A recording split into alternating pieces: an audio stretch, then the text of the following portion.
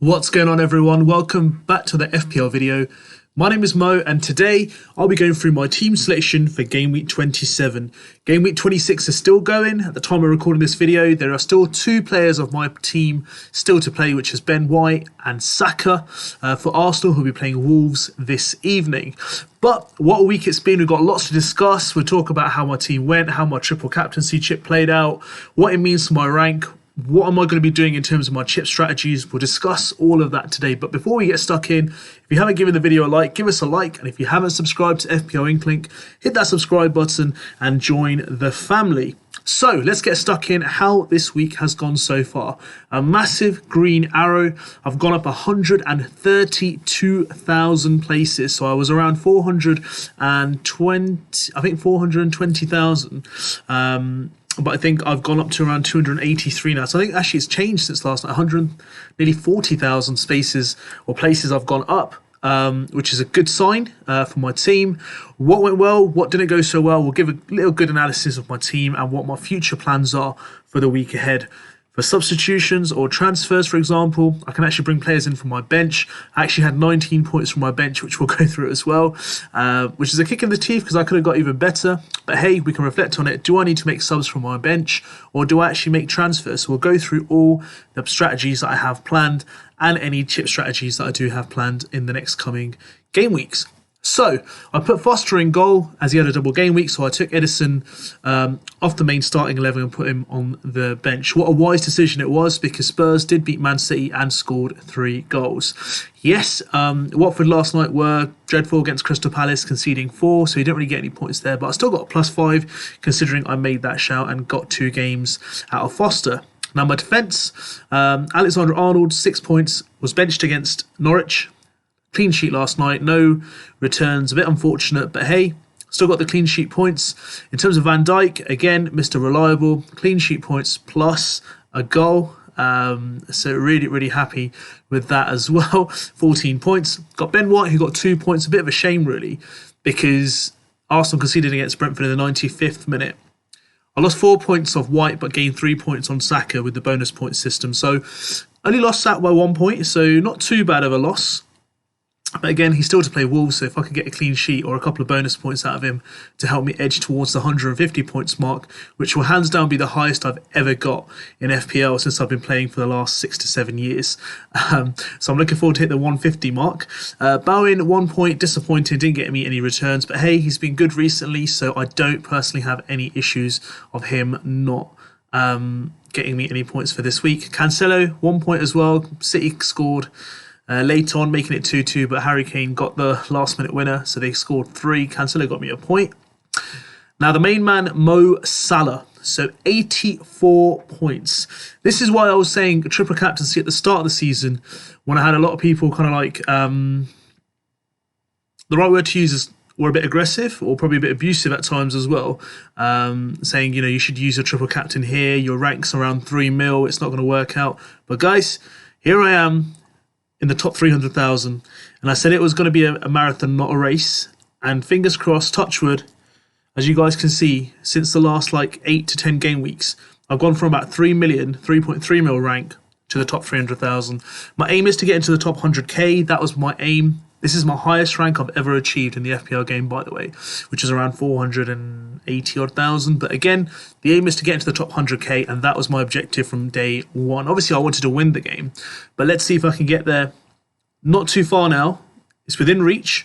We just got to keep making decisions which are worthwhile. And triple captaincy for me couldn't have worked out better. Previously, I used to get around 27 points, where I get 9 points and the odd goal out of the 2 game and couple of bonus points here and there that get me to 27, but 84 points. No way in the world did I imagine Salah would get me 42 points. Sorry, 84 points, and that would be then tripled within his score. So again, a really, you know, I'd say booster to my rank, and I'm glad I played it now and I didn't wait for a couple of game weeks where again they do have a double game week after blanking this game. So a massive bonus for me, and I'm so glad that I did play the triple captaincy chip. Now moving to my front line, we'll talk about Calvert-Lewin. Again, disappointing, 1 point. To be fair, I'm actually giving up on him. Everton are hopeless, I'm sorry to say, from a a Premier League team point of view and an FPL point of view, Calvert-Lewin, I trusted him around Christmas for the last 5 to 6 game weeks, and he's got me 5 points in total return, which I'm sorry to say, I know he's on penalties and he's a great player. No disrespect to him, but as a team, they are awful, and I just no longer have patience with him. So I'm looking to definitely get rid of him out of my squad, and we'll discuss that in my next team selection. Harry Kane, 15 points, great game against Man City, 13 points, man of the match, 2 goals, one could have had 3, one was ruled out for offside, looked at his best, but then disappointing again last night against Burnley, so only 2 points. So got me 15 points, so I'm going to stick with him. I'm hopeful he's going to show some form at the end of the season, ideally because he'll look for a summer move, ideally to Man City or any other top club that will be fighting for the league. In any other league, to be fair, does he have to stay in the Premier League? I think he might just turn around and say, do you know what, I might look for some silverware elsewhere. So I'm looking very eagerly to see how he does perform at the end of the season, because he does look in much better form. Disappointing against Burnley, but that's pretty much Spurs in a nutshell this season. Hot and cold, they can beat Man City on their day, but then again they can go to Turf Moor and lose 1-0. And then last but not least, Josh King, 2 matches, 3 points, got an amber sign in terms of an injury potential as well for next game week. I kind of lost patience with him as well. He got me the one odd goal here and there in the last 10 to 12 game weeks. But I think there are better options now, especially with the kind of financial abilities I have now to potentially get a player slightly more expensive than him to look to replace. So I'm looking at 2 potential changes for the next game week, which I'll look to bring into my squad.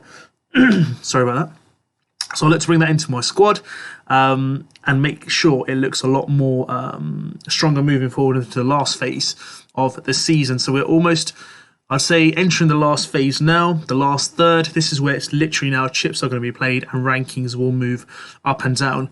What does this mean for me? So personally at the moment, yes, the average points for this game week is 76. I'm double the average nearly, so I'm pretty satisfied with that. Am I looking to play a wild card? This might actually be the first time in my FPL kind of like career, you could say, I'm actually not looking at my wild card at the moment. Yes, I might play it later on, but there's no INKLING right now for me to actually activate it. I'm happy with my squad. It's getting me the points. I'm getting the green arrows. There is no need for me to play any wild card right now. Free hit. The teams that are playing with the double game weeks don't really excite me. I'm willing to take the risk of not playing any free hits and saving that later on, potentially, where there might be another game week around 32 where better teams I can target to get my free hit in, so I don't need to rush for that as of yet. Bench boost 36, pretty much nailed on. I could be playing that. I did discuss free hits last time, but bench boost is more likely I will play it. So we're going to keep our chips for now. So that is how it looks for game week 26 as we speak. 2 players to play. Hopefully we can hit the 150 mark, and I'm very, very excited for game week 27. So let me show you guys my squad, who we have in there. So in terms of my bench, barring Foster, everyone else is not playing because of the weekend. There is the League Cup final, the Carabao Cup, Liverpool versus Chelsea. So again, I have 3 players from Chelsea, 2 players from Arsenal, where it's a blank game week. So I'm not too concerned. I don't need to go out and transfer these players out because I'm satisfied with them. And I'm pretty cool in terms of how I'm playing. So I've got Brownhill, who's going to be playing 2 game weeks. So effectively, yes, I've got Salah and Alexander-Arnold in the squad. I will have 10 players potentially because Brownhill's playing 2 games. Yes, it's 9 plus the extra game. So 10 outfield players playing. And I'm pretty content with that. I'm not too concerned about playing a free hit or a wild card. That's fine. There will be some game weeks where you just have to literally just take it. And this is going to be that one because I think I've made up for, in the last game week with 140 plus points, I think I've covered that gap that was needed. So let's start with the goalkeeper. Edison back in goal with Diaz and Cancelo against Everton. So 3 Man City at the back. Fingers crossed, clean sheet. A couple of bonus points, goals or assists for Diaz.